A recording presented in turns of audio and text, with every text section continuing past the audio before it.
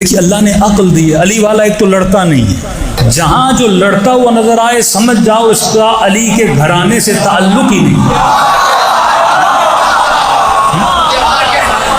کیونکہ جس کو اپنے غصے پر کنٹرول نہیں وہ علی کا نوکر نہیں ہو سکتا. پہلے اپنے اوپر حکومت کر، پھر علی تیرے اوپر حکومت کریں گے. پہلے یہ گھر خالی تو کر جس گھر میں علی کو حاکم بنانا چاہتا ہے. اب تیرے وجود پہ کبھی غصے کی حکومت، کبھی شہوت کی حکومت، کبھی حرص کی حکومت، کبھی حسد کی حکومت، یہ ساری حکومتیں تم نے بسائی ہوئی ہیں. اب اس حکومت میں علی بن ابی طالب تو نہیں آتے. انہوں نے تو شروع میں اعلان کر دیا انما یرید اللہ لیذھب عنکم الرجس اہل البیت. جہاں جہاں نجاست ہے وہاں وہاں علی نہیں ہو سکتا. پہلے اپنے اندر کو پاک کر. ایک بندہ جنگل میں پیدا ہوا، وہ نہ مولا علی سے ملا، نہ امام حسن سے ملا، نہ کسی نبی سے ملا، اسے کیسے ہدایت ملے گی؟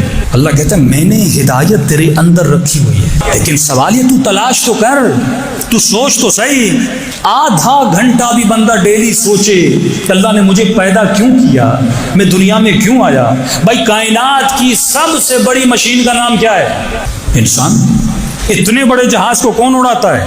انسان. سمندروں میں اتنی بڑی کشتیوں کو کون چلاتا ہے؟ انسان. شیر جنگل کا بادشاہ ہے لیکن سرکس میں لا کے اسے کون کھڑا کرتا ہے؟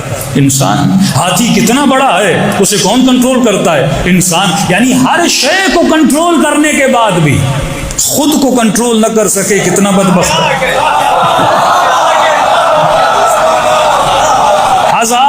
منوں کے جہاز کو کنٹرول کرتا ہے، اتنی کروڑوں کی گاڑیوں کو کبھی رائٹ کبھی لیفٹ کنٹرول کرتا ہے، لیکن خود کو کنٹرول نہیں کر پاتا. کبھی اسے بیوی کنٹرول کرتی ہے، کبھی اسے اولاد کنٹرول کرتی ہے، کبھی اسے T V Netflix control کرتا ہے، کبھی اسے یوٹیوب کنٹرول کرتا ہے، کبھی اسے فیس بک کنٹرول کرتا ہے. چھوٹا سا موبائل ہے لیکن تو اس کا غلام بن جاتا ہے. کبھی موویاں، کبھی وقفے، کبھی ایکٹر، کبھی خواتین تجھے کنٹرول کرتی ہیں. ایسے بندے پہ علی ولایت نہیں کرتے. علی کی ولایت میں آنے کے لیے سلمان بننا پڑتا ہے. علی کی ولایت میں آنے کے لیے میثم تمار بننا پڑتا ہے. اس طرح علی بن ابی یہ حکومت اتنی سستی نہیں ہے کہ اس کا خریدار ہر کوئی بن جائے. نبی کے بستر پر بھی سونے کے لیے بندے کا علی ہونا ضروری ہے. اس طرح القابات نہیں ملتے، اس طرح خدا درجات عطا نہیں کرتا جب تک تو خود کو نہیں پہچان لیتا.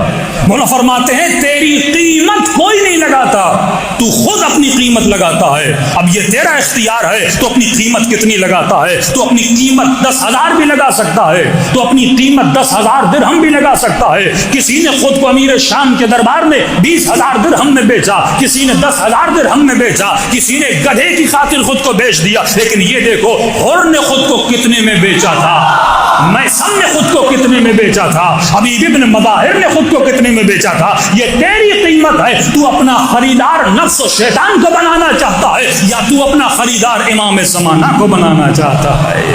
یہ تو تعین کرے گا کہ تیرا خریدار کون ہے. الامر بین الامرین، تو دو امور کے درمیان ہے. نعمت وہ دیتا ہے، انسان کی ویلیو ہے، تیری ویلیو وہی ہے جو تو سلیکٹ کرتا ہے. تیرا انتخاب تیری ویلیو ہے. اللہ 4 آپشن تمہارے سامنے رکھتا ہے، تو کس آپشن کو چنتا ہے؟ حلال کو چنتا ہے، حرام کو چنتا ہے. حلال و حرام کا کوئی معنی نہیں ہے. حلال وہ ہے جس پہ خدا راضی ہے، حرام وہ ہے جس پہ خدا راضی نہیں ہے. یہ فیمنسٹ جو آپ دیکھ رہے ہیں معاشرے میں پنپ رہے ہیں، بڑھ رہے ہیں، اور آہستہ آہستہ فیمنزم کا آپ کے اوپر ایک عروج آئے گا. ایک وقت تھا جب ایران میں بھی فیمنزم عروج پہ تھا، اور انہی فیمنسٹ نے ایران کے معاشرے میں بدحجابی اور عریانی کو پھیلایا. بہت خطرناک ہوتا ہے. معصوم فرماتے ہیں عورت جب بھی گھر سے نکلتی ہے تو معاشرے کو تباہ کرتی ہے، جب گھر میں رہتی ہے تو معاشرے بناتی ہے.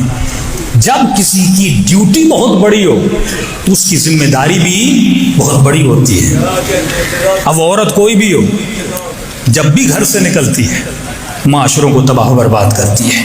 تبھی خدا نے نبی کی بیویوں کو حکم دیا تم گھر کے اندر رہو، کیونکہ اس کی ذمہ داری ہے یہ عورت معاشرے کو عباس بھی دے سکتی ہے، اور یہی عورت معاشرے کو یزید بھی دے سکتی ہے۔ یہ تاریخ کے جتنے کیریکٹر آپ دیکھ رہے ہیں، ماؤں کا بڑا کردار ہے۔ آج اگر تم مجلس امام حسین میں بیٹھا، تیرا کردار کم، تیرے ماں باپ کا کردار زیادہ ہے، استاد کا کردار، دوست کا کردار، ماں کا کردار۔ ان تین کرداروں سے تم کبھی بچ نہیں سکتے۔ فرمایا برے دوست سے بچنا، یہ دوست تجھے نشائی بنا سکتا ہے، یہ دوست تجھے ہور بنا سکتا ہے، یہ دوست تجھے گنہگار بنا سکتا ہے، یہ دوست تجھے کربلائی بنا سکتا ہے۔ تو پہلا انتخاب یہ کرنا کہ دوست کون سا۔ معصوم فرماتے ہیں ماں باپ تو تیرے اختیار میں نہیں ہیں کہ کیسے خدا تجھے عطا کرے گا، لیکن یہ چیزیں تیرے اختیار میں ہیں۔ معلم کون سا ہونا چاہیے، دوست کون سا ہونا چاہیے، یہی پہ فرمایا ہر فرد کی اپنی ذمہ داری ہے۔ عورت معاشروں کو بناتی بھی ہے، عورت معاشروں کو بگاڑتی بھی ہے۔ اگر بنانے پر آئے تو عورت کربلا بنا دیتی ہے۔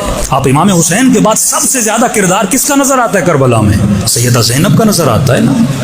امام زین العابدین اس کنڈیشن میں نہیں تھی، پورے قافلے کو کس نے سنبھالا؟